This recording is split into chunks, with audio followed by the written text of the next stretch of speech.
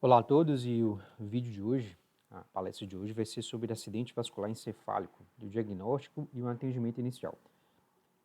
Pessoal, então vamos lá.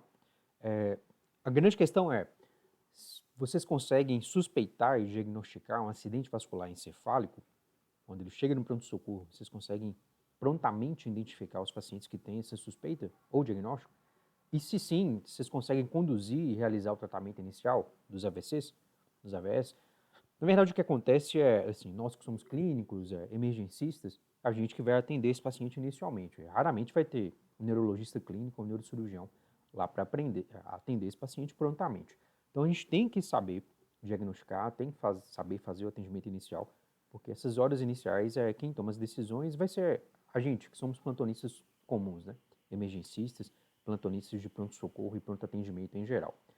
Então é isso, essa é a questão, isso que a gente vai discutir, é desafiador discutir isso em meia hora, mas eu vou passar tudo que a gente precisa saber para fazer essa conduta, esse diagnóstico, tá?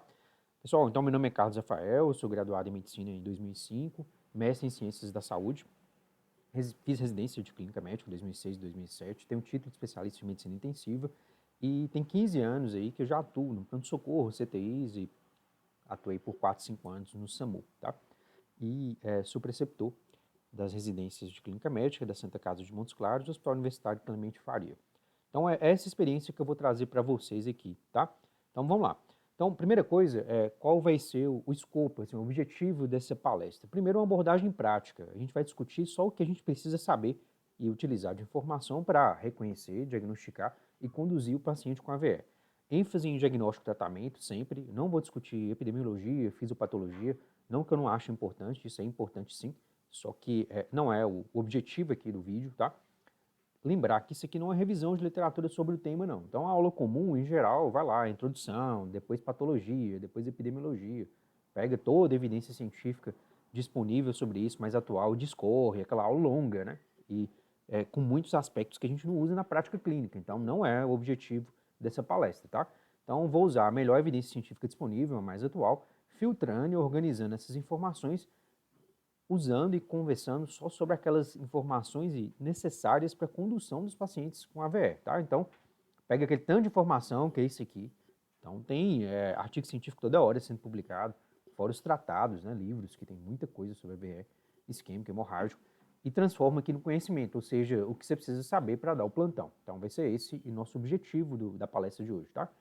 Então, vamos lá. A gente vai falar sobre manifestações clínicas, ou seja, quando eu tenho que suspeitar, reconhecer que pode ser ou é um AVC, um acidente vascular encefálico, a estabilização clínica do paciente, que são pacientes graves ou potencialmente graves, todo mundo que tem um AVE, um AVC, é grave ou potencialmente grave, os diagnósticos que eu tenho que, os exames complementares que eu tenho que pedir para diagnosticar, confirmar o diagnóstico, ou fazer diagnósticos diferenciais eventualmente, às vezes você pensa que é AVE, chega uma coisa totalmente diferente, mas para isso que a gente pede os exames complementares. Tratamento, com prescrição em doses. Eu estou ressaltando bem prescrição em doses, porque é o que eu preciso saber para dar o plantão. Então, às vezes, os artigos científicos, os tratados não discorrem, não discutem sobre isso, e aqui nessa palestra a gente vai discutir, tá bom? Então, vamos lá. Então, basicamente, AVC, acidente vascular encefálico, existem três tipos. A maioria das vezes é isso, tá? Quase sempre. Um AVC isquêmico, responsável por quase 80% deles. O AVC hemorrágico, que seria hemorragia intraparenquimatosa, responsável mais ou menos, varia, 2 a 20% do restante dos casos, e 5 a 10%, conforme, depende do estudo, vai ser hemorragia subaracnoide. Então a gente tem três tipos de AVC, o isquêmico, a hemorragia intracerebral e a hemorragia subaracnoide, o HSI, tá? Então é isso. Sempre vai ser um desses três. Em seguida, pessoal, quando eu vou suspeitar de um desses três AVCs, tá? Então, o paciente vai ter um quadro agudo, horas de evolução, de hemiparesia ou hemiplegia, hemianestesia, então ele não vai sentir ou perder boa parte da sensibilidade de uma parte, metade do corpo, tá? Afasia ou disartria, então o paciente não vai conseguir falar ou vai estar falando aquela voz embolada, né? Então chama de disartria. Hemenopsia, então é interessante você fazer uma avaliação grosseira mesmo que a gente faz do campo visual. Em geral, a gente fica instalando o dedo nos campos visuais periféricos do paciente, ele não vai perceber. Heminegligência, então você conversa com ele com um lado, ele praticamente não responde, do outro ele já consegue interagir. E paralisia facial, tá? Então tem uma dessas alterações, assim, não é difícil reconhecer, Vocês têm que treinar realmente sua cabeça, seu cérebro para reconhecer esse tipo de sinal neurológico. Se tiver uma dessas alterações, no exame físico, na anamnese, o paciente ou a familiar trazendo, tem que pensar em AVC. É igual pensar em AVC, nunca se esqueçam disso, tá? Alterações menos comuns, mas eu tenho que pensar também, são ataxia de marcha. Então o paciente não está conseguindo andar, está desequilibrado. Alteração na fluência ou compreensão da linguagem, então essas alterações agudas de linguagem no paciente com fator de risco para doença cerebrovascular, cuidado, tá? Pode ser um AVC. Náusea, vômito, tontura e diplopia. Isso aqui, em geral, são AVCs de circulação posterior.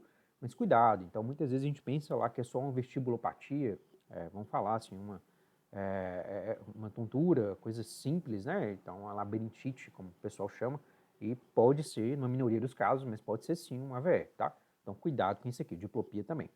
Então, é isso. Outras apresentações clínicas, aí seria mais para hemorragia intracerebral, tá? Cefaleia, vômitos, diminuição de nível de consciência e crise convulsiva em até 15% dos casos. Lembrar, pessoal, que hemorragia intracerebral, que é o segundo tipo mais comum de AVC, vai se apresentar sim com esses diagnósticos aqui, essas alterações agudas, né, sinais neurológicos focais agudos, tá? Mas tem uma chance maior de cefaleia, vômito, diminuição de nível de consciência e crise convulsiva. Isso aqui é muito difícil acontecer no AVC isquêmico, só naqueles muito extensos, tá? Agora, na hemorragia intracerebral, aumenta o percentual dessa apresentação. Ou uma outra apresentação que essa é mais comum, é comum na verdade, na hemorragia subaracnoide, seria cefaleia intensa, a pior que o paciente sentiu na vida, diminuição do nível de consciência, vômito, rigidez de nuca e crises convulsivas. Tá? Então esse aqui é típico de hemorragia subaracnoide, que é o terceiro tipo de AVC em comum, mas acontece, vocês têm que saber reconhecer prontamente essa apresentação e esse diagnóstico, essa hipótese diagnóstica. Então, toda vez que eu estou diante dessa apresentação clínica, todas essas que eu falei nesses últimos slides, você vai ter que fazer o ABCD primário, vai estabilizar o paciente, é essencial, tá? Então, olha a via aérea, se está pérvia, se não tiver pérvia, que às vezes não está, você vai fazer chin lift ou jaw thrust, você vai olhar, então esse aqui é o jaw thrust, esse é o chin lift, tá? Então, resolve a maioria das causas de obstrução de via aérea por queda de base de língua. Você vai olhar o briefing, que é a oxigenação, então usar oxigênio em baixo fluxo, que é cateter nasal, de 5 até 5 litros, mais que isso seria de 5 a 15, máscara de alto fluxo, ou até entubar o paciente se tiver a respiração muito alterada. Né? O C, em geral, o paciente vai estar com instabilidade hemodinâmica, dificilmente vai estar chocado num desses 3 AVCs, só nas fases mais tardias, né? Mas inicialmente, em geral, vai estar normotenso, mas principalmente hipertenso. E o D, claro, vai avaliar o Glasgow, pupila, é essencial. Então, suspeitou de AVC, sempre fazer o ABCDE. Esse é o segundo passo. Suspeitei de AVC, vou fazer o ABCDE para estabilizar o paciente, tá? No D, eu vou olhar a glicemia do paciente. A hipoglicemia pode mimetizar sim um quadro de AVE, tá? Então, vocês vão fazer sempre isso, olhar a glicemia, tá?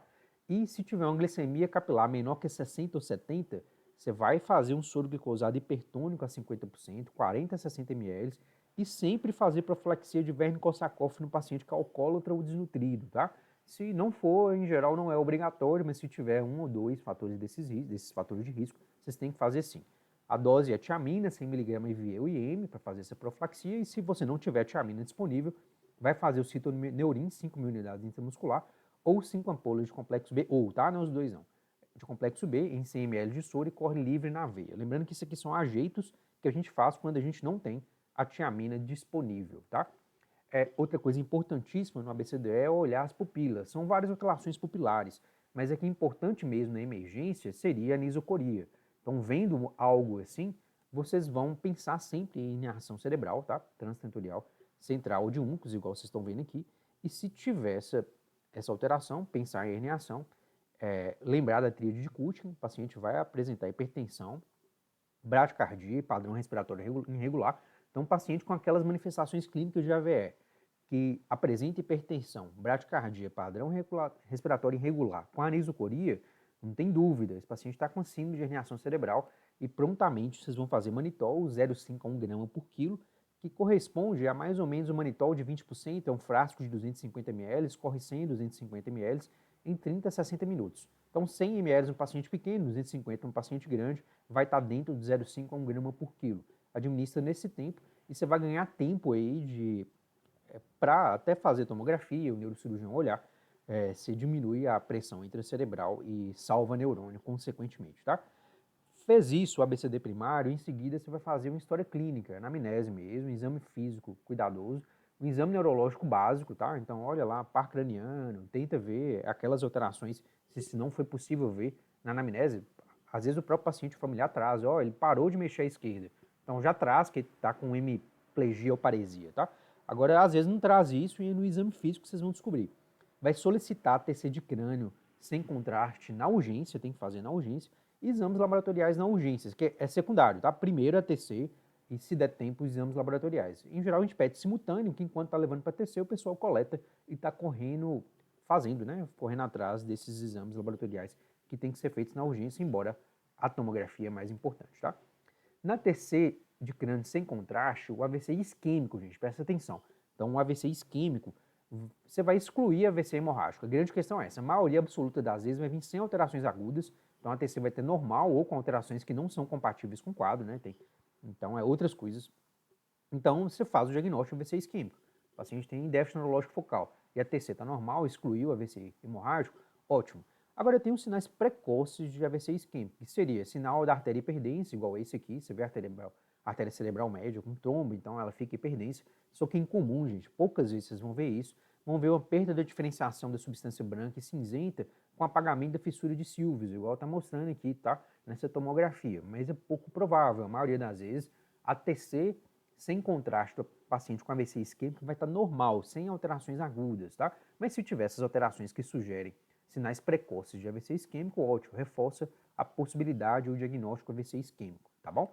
Agora, se for hemorragia intracerebral, que é a segunda causa de AVE, tá? Então a gente vai ter um sinal hiperdenso, o sangue fica hiperdenso quando ele é agudo. Então vai ter uma hemorragia no putamen, na cápsula interna, tálamo, cápsula externa e lobar, tá? Igual vocês estão vendo aqui. Por que eu estou insistindo em mostrar essas localizações? Porque essas localizações são onde a hemorragia intracerebral acontece. Se tiver sangue, ou seja, hemorragia fora dessas localizações, provavelmente não se trata do segundo tipo de AVC mais comum, que é a hemorragia intracerebral, que a principal causa é a hipertensão arterial, tá? Então é por isso que vocês têm que memorizar esses achados nessa localização cerebral, porque aqui sugere sim hemorragia intracerebral. Se for diferente disso, já questiona o diagnóstico, qual o tipo de hemorragia, tá? E hemorragia subaracnóide, a terceira causa de AVC, então você vai ver isso aqui, tá? Então, ou a ausência de sangramento, que é incomum, 95% dos pacientes vão ter sangramento sim, subaracnóide, igual vocês podem ver aqui nas fissuras, você vê que está branquinho, ou seja, tem sangue. Menor que 1 centímetro seria 2 pontos, essa escala de Fischer aqui é claro que é prognóstica, mas eu estou mostrando aqui diagnóstico. A imagem que diagnostica, né? Sangramento subaracnoide difuso, mais que 1 centímetro, igual vocês estão vendo aqui, ou hematoma intraventricular intracerebral, né? Você vê que dentro do ventrículo aqui tem sangue, tá? Então, a hemorragia subaracnoide vai se apresentar dessa forma, um dessas três últimas tomografias aqui. Essa aqui só 5% dos casos que a gente vai ter na hemorragia subaracnoide, e a gente, em geral, faz o diagnóstico ou com anjo TC ou com punção lombar que vem hemorrágica, tá? Então é isso.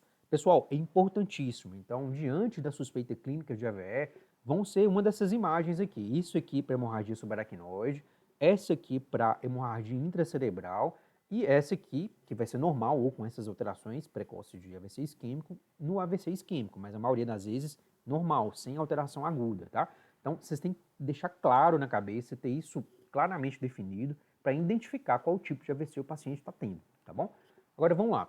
Vai pedir os exames laboratoriais na urgência. Enquanto a TC está sendo feita, já coletou o exame de sangue e está rodando, tá? Então tem que pedir hemograma, plaquetas, troponina, coagulograma, que é atividade trotomina mais RNI e PTTA, ureia, creatinina, potássio e sódio. Sempre vai pedir esses exames, tá? Sempre, tá? E é isso. E se for AVC isquêmico, pessoal, que é AVC isquêmico, tem lá. Então, manifestação clínica sugestiva, a TC está normal, sem alterações agudas, você pensa em AVC isquêmico, já excluiu na anamnese, exame físico e exame complementar, que é a tomografia, outras causas, né, daquela apresentação clínica. Então, é AVC isquêmico. Aí você vai confirmar AVC isquêmico, ver se o paciente está a menos de 4 horas e meia do evento, né, do ictus, que a gente chama, e quando começou os sintomas, e o paciente tem que ter mais de 18 anos. Se passou de 4 horas e meia, a gente não vai entrar em critérios para fazer fibrinólise, tá? Existe a possibilidade de trombectomia também, mas tem que chamar o pessoal da hemodinâmica, que é especialista só em neurovascular. É muito difícil você trabalhar numa estrutura que tem isso aí 24 horas, tá? Mas é por isso que a gente vai focar aqui no fibrinolítico. Então, você vai olhar as contraindicações absolutas da fibrinolítico. Então, se tiver AVC isquêmico ou TCE nos últimos 3 meses, cirurgia intracraniana, história de AVC hemorrágico, tumor cerebral, sintomas sugestivos de hemorragia subaracnoide, que é aquela cefaleia intensa, rebaixamento de consciência. Então, isso você não vai fazer, tá? É contraindicação absoluta, é o uso de fibrinolítico. Em seguida, vai olhar se teve hemorragia digestiva nos últimos 21 anos, 21 dias. Você pergunta para o paciente ou para o familiar essa lista, você pega essa lista lá, começa a ler, tá? Neoplasia maligna gastrointestinal. Claro que você não vai falar assim, teve neoplasia maligna gastrointestinal. Você vai perguntar, já teve história de algum tumor? Se teve, qual? Então aí você checa esse aqui ou não. Hemorragia ativa, suspeita de endocardite bacteriana. Não pergunta assim para a família e no paciente. Perguntar, já teve um diagnóstico de infecção no coração? Por exemplo, aí o paciente vai responder, ou familiar, tá? Suspeita de secção de aorta, que é aquela dor lancinante torácica que irradia para o dorso. Se tiver isso, mesmo que tenha todas as alterações sugestivas de AVC isquêmico, por favor, não faça, tá? Não faça fibrinólise, é contraindicação absoluta, tá? Vai olhar os exames iniciais que vocês pediram. Então, se tiver plaqueta menor que 100 mil, RNI maior que 1,7, PTTA maior que 40 segundos, ou anticoagulação terapêutica, não aquela liquemine 0,25 de 12 em 12, ou enox 0,4, 24 horas, é terapêutica, de heparinas ou anticoagulantes, também é uma contraindicação para fibrinólise, tá? Outra coisa, contraindicações relativas aqui, aí você vai ponderar, tá? Você vai ficar ponderando, considerar se vale a pena o fibrinolítico ou não. Se teve déficit neurológico leves com melhores espontâneas, às vezes não vale o risco da fibrinólise, tá? Politrauma severo nos últimos 14 dias, cirurgia de grande porte nos últimos 14 dias, crise convulsiva ou gestante, pensa bem, é contraindicação relativa, você tem que ver se vale a pena, tá? Então considera, junto com a família, se você vai assumir esse risco, tá? Hemorragia digestiva ou urogenital há mais de 21 dias, politrauma severo, então aneurisma, malformações arteriocerebrais não rotas, então tem diagnóstico, dificilmente vai chegar falando isso, tem um aneurisma que não rompeu, mas pode acontecer, tem que perguntar, obrigatoriamente. Um NIH mais que 25 pontos, história de diabetes ou AVC isquêmico juntos, tá? Prévio, então tem diabetes e teve um AVC isquêmico previamente, então é uma contraindicação relativa à fibrinólise também, tá? Você olha essa lista e pergunta para o familiar se o paciente tem. Não tem 4 horas e meia, vai fazer a fibrinólise, tá? Tá menos de 4 horas e meia do ictus, né, da apresentação. Pacientes com menos de 100 quilos, é isso aqui, ó, a dose total de 0,9 miligramas por quilo, 10% em 1 minuto e 90% em 60 minutos. Coloca lá a bomba de fusão e faz, tá? Se for mais que 100 quilos, é isso aqui, 90 miligramas, vai ser, ou seja, 9 miligramas em 1 minuto e o restante em 60 minutos, tá? Aí, essa aqui é a alteplase que a gente mais tem disponível nos hospitais. Como vocês podem reparar, já vem aqui o diluente, tá? Então você pega aqui os 10 miligramas de diluente de 10 ml e vai fazer aquela dose lá, igual vocês falaram, né? Esse aqui, essas primeiras 10%. Em geral, a gente usa esse aqui, tá? E tem a de 50 miligramas, 50 ml o diluente.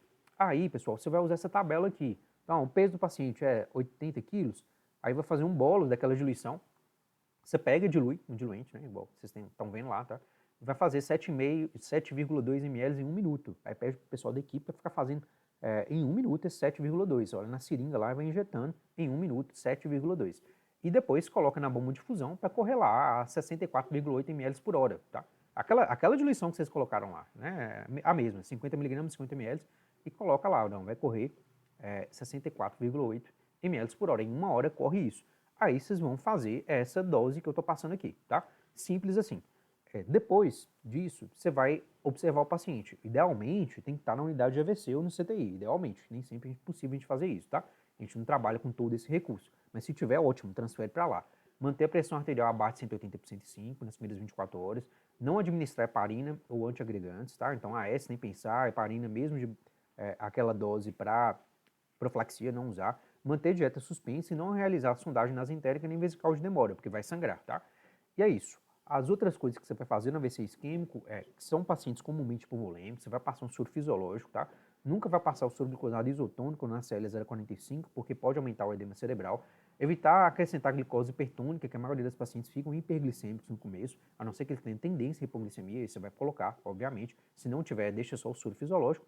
Habitualmente 1.500 a 2.000 ml de soro fisiológico, tá? Ou seja, 500 mais 500 mais 500, ou 500 mais 500 mais 500 mais 500, tá? Corre aí a 30, 60 gotas por minuto. E olha, claro, a tolerância a volume, se o paciente vai ICC, vai ser muito menos do que isso, talvez 500, 1.000 ml. Se o paciente não tiver, vai ser 1.500 a 2.000. E de subeletrolite. Se tiver uma hipocalemia lá, uma hipopotassemia, você vai acrescentar KCl, 10 ml, uma ampola em cada 500 de soro, por exemplo, tá? Então essa soroterapia inicial que você vai passar para praticamente todos os pacientes com AVC isquêmico, tá? Vai fazer o controle pressórico, que é manter a pressão arterial menor que 185% nos pacientes submetidos à fibrinólise. Agora o paciente já perdeu essa fibrinólise, que não fez porque não chegou antes de 4 horas e meia, aí você pode tolerar pressões até 220 por 120, tá? Nos pacientes, igual eu falei, não foram submetidos à fibrinólise. Então, a tolerância é essa aqui. Nos que foram submetidos à fibrinólise, a tolerância é essa aqui, tá bom? As medicações de escolha são labetalol, nicardipina e clevidipina, só que não tem disponível, pessoal. Infelizmente não tem na maioria dos serviços, então a gente usa a quarta escolha, que é o que a gente tem na maioria dos hospitais gerais, tá? Que é o nitroprusiato, que é o Niprid, 50 mg mais 248 ml no soro fisiológico, na bomba de infusão. Começa com 10 ml hora, vai aumentando de 10 em 10 até eu reduzir a pressão menor que 185 se fibrinólise e menor que 220 se não submetida a fibrinólise, tá? Então é isso, o controle pressórico. Controle glicêmico é importante, evitar a glicemia menor que 60, tem que colocar a glicemia 4 vezes por dia, tá? Medir glicemia capilar. Pode causar déficit neurológico focal, a hipoglicemia, lembra disso. Hipoglicemias severas levam a perda neuronal permanente, então não pode acontecer. Hiperglicemias são associadas a piores desfechos no AVC, então você também não vai permitir, tá? Porque aumenta a perda neural. Então manter glicemias entre 140 e 180. Então todo paciente com AVC tem que ter glicemia capilar 4 vezes por dia, tá bom? E avaliar o risco de broncoaspiração. Então, disfagia comum nos pacientes com AVC isquêmico, identificar pacientes com risco de broncoaspiração. No mundo ideal, vai ter o fono audiologista lá de plantão, você pede para avaliar. No nosso mundo, que tem menos recursos, você vai fazer um teste. 10 ml de algum fluido e olha se o paciente desatura. Se desaturar, ele tem risco de broncoaspiração, você vai deixar a dieta suspensa, depois passar a sonda nasentérica, tá? Agora, se tiver avaliação da fonoaudiologia, perfeito. Você já pede, ele avalia e fala para você, tá bom? Usar estatina de alta dose, independente do nível basal de LDL, nos pacientes sem histórico, né? Claro, assim, tem alergia a estatinas, aí você não vai passar, não tem jeito. Mas se não tem isso, vai passar a atorvastatina, 80 mg, um comprimido VO no jantar. A alternativa, que a atorvastatina nem sempre tem nos hospitais, vai ser simvastatina, 40 mg, um comprimido no jantar. Manter níveis de glicemia LDL menor que 70, tá? Então vai passar em todo paciente com AVC isquêmico. AS, 100 mg, um comprimido VO no almoço, em todos os pacientes praticamente, porque NaH mais que 5 é quase todos os pacientes com AVC. E não administrar nas primeiras 24 horas se fibrinólise, você administra no dia seguinte. Agora, não tem indicação de fibrinólise, é contraindicado, aí você pode usar o AS desde a admissão, tá? 100 mg uma vez por dia. Agora aqui, pessoal, já passei para o tratamento de hemorragia intracerebral, que é a segunda causa de AVC, tá? Então, vocês vão olhar rapidamente os exames que você pediram de sangue, que são o coagulograma, que é o coagulograma. Se o RNI estiver maior que 1,5, paciente em uso de varfarina, normalmente é isso, vocês vão passar a vitamina indiana, que é a vitamina K, tá? Canaquion é o nome comercial mais comum, endovenoso 10 mg por ml, diluir em 10 ml de soro fisiológico e fazer infusão lenta, tá? Então todo paciente que está usando Marevan e tem um RNI maior que 1,5, aí vocês vão passar a vitamina K dessa forma, tá? Só confere se essa vitamina indiana é a apresentação que pode ser feita endovenosa, tá bom? Vai olhar, outra coisa também é passar o plasmafeso congelado, porque o canaquion, fitomenadiano, demora de fazer efeito, vai produzir ainda fatores de coagulação, isso demora horas, dias, tá? Aí o plasmafeso congelado, o efeito anticoagulante, de reversão da anticoagulação, já é imediato. 10 a 15 ml por quilo, em geral dá 200 a 400 ml, a bolsa de plasmafeso congelado tem 200 ml, você corre aí uma duas bolsas, né, de 8 em 8 horas para dar o total de 10 a 15 ml, tá bom? Outra coisa, os pacientes que estão em uso dos novos anticoagulantes, que é a pixabana, rivaroxabana, da bigatrana, você vai fazer o ácido tranexâmico, transamin, uma ampola, dilui em 100 de soro, corre em 30 minutos de 8 em 8 horas, tá? Então até medicações melhores, né, que são anticorpos monoclonais que neutralizam esses novos anticoagulantes, só que a gente não tem disponível, então não vou nem discutir aqui, tá? Agora, transamin, o ácido tranexâmico, você tem praticamente em qualquer pronto-socorro, tá? Que é uma medicação barata. E se usar heparina, estiver usando heparina, não fracionada de baixo peso, você vai usar protramina.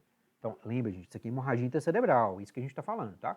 Diluir uma ampola em 100 de soro e correr em 10 minutos, tá? Então, essas são a forma de reverter a anticoagulação no paciente que está com AVC hemorrágico. Então, sempre olhar o coagulograma no paciente com AVC hemorrágico e, se tiver essas alterações, fazer essa correção, senão o paciente vai continuar sangrando, tá? Vai manter o controle pressórico, é um pilar também do tratamento, tem que manter a pressão arterial sistólica menor que 140, para alguns autores 160, mas 140 milímetros de Hg. As medicações seriam o labetalol, esmolol e nicardipina, mas geralmente são indisponíveis porque são caras.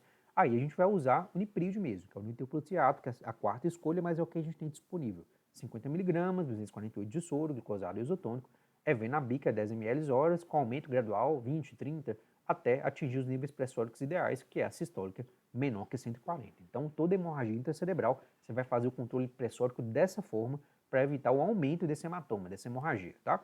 Não vai usar anticoagulantes profiláticos, antigamente a gente usava em todo mundo, isso que é o por terra, porque é associado a pior desfecho neurológico, exceto se for hemorragia lobar, ou se o paciente tiver tido crise convulsiva, aí não tem jeito, tá? Aí não é o ideal, mas você vai passar fenitoína, 2,5, que é meia ampola, diluído em 7,5 de ABD, é velento, tá?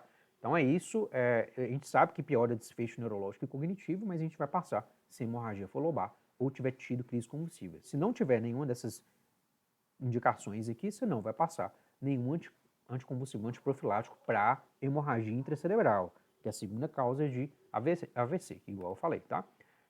Controle de hipertensão intracraniana, então sempre deixar o paciente de cabeceira elevada, não utilizar soluções hipotônicas, soro glicosado isotônico, ringalactato, não pode dar nesses pacientes, nem no AVC isquêmico, tá? Avaliar a indicação de derivação ventricular externa, e se tiver, achar que você tem hipertensão intracraniana, igual discutiu nos slides anteriores, você vai fazer essa dose de manitol, igual vocês já sabem, tá? Tem no slide anterior, ou cloreto de sódio a 3%, na bomba de fusão a 15 a 30 ml hora, tá? Então o paciente vai ter aqueles sinais lá, aquela tríade de Cushing, vai ter uma tomografia bem alterada, então você faz isso aqui, ou manitol, ou cloreto de sódio a 3%, e chama neurocirurgia, porque ele vai dar a palavra final, se tem que colocar a derivação ventricular externa ou não, tá? Então, todo paciente com hemorragia intracerebral, a cabeceira tem que ter elevada, e vocês têm que ficar atentos a sinais de hipertensão intracraniana, que a gente já discutiu com a tríade de Cushing ou anisocoria, igual vocês viram naqueles primeiros slides, tá? Então, avaliação da neurocirurgia na urgência, se a hemorragia cerebral maior que 3 centímetros cúbicos, se hipertensão intracraniana é refratária ou desvio de linha média com efeito de massa importante. Aí dá para ver na tomografia, tá bom? Tratamento é controle pressórico, reversão da anticoagulação, profilaxia das crises convulsivas. Gente, desculpa, eu estou falando aqui da hemorragia subaracnoide. Então, tratamento é a terceira causa de AVR, tá? Então, eu vou fazer o controle pressórico, reverter a anticoagulação, profilaxia de crise convulsiva, que a gente faz em todo mundo, fazer profilaxia de vasoespasmo com nimodipina e fazer o tratamento definitivo do aneurisma, tá? Então, basicamente é isso. Então é isso, controle pressórico, você vai fazer mantendo a pressão arterial sistólica menor que 160, que é hemorragia subaracnoide, gente, lembra? As medicações de escolha são essas, labetalol, nicardipina, esmolol, que eu não tenho disponível, então vou usar um nitroprusiato nessa dose aqui, nessa prescrição que vocês já sabem fazer, tá? Vou reverter a anticoagulação igualzinho a hemorragia intraparenquimatosa, é a mesma coisa a reversão da anticoagulação na hemorragia subaracnoide. Então RNI maior que 1,5, o paciente usa de varfarin, usar a fita menondiana, dessa forma aqui, diluir em 10 e faz lento, tá? Fazer o plasmafeso congelado, 10 a 15 ml por quilo, o frasco tem, a bolsa tem 200 ml, coloca duas bolsas EV de 8 em 8 horas, tá? Os pacientes com novos anticoagulantes orais, a pixabana, a rivaroxabana e da bigatrana, vai usar o transamin, igual eu falei no slide sobre hemorragia intraparenquimatosa, é igual aqui na subaracnoide, tá? Então tem que fazer essa reversão de anticoagulação, e se estiver usando heparina em dose terapêutica, é obrigatório fazer a protamina, senão a hemorragia subaracnoide vai aumentar, tá? Então é isso. Vai usar anticonvulsivantes profiláticos, tá? Então, embora a gente use fenitoína, que é isso aqui, meia ampola em 7,5 de BD, Evelente 8 em 8, é associada a piores desfechos neurológicos e cognitivos, tá? Então a gente não deveria usar. Mas é o que a gente tem. Aí se você estiver num lugar que não tem limite de recurso, é um hospital que tem mais recursos, aí você vai usar o levetiracetam, que infelizmente a gente não tem na maioria dos hospitais públicos, tá?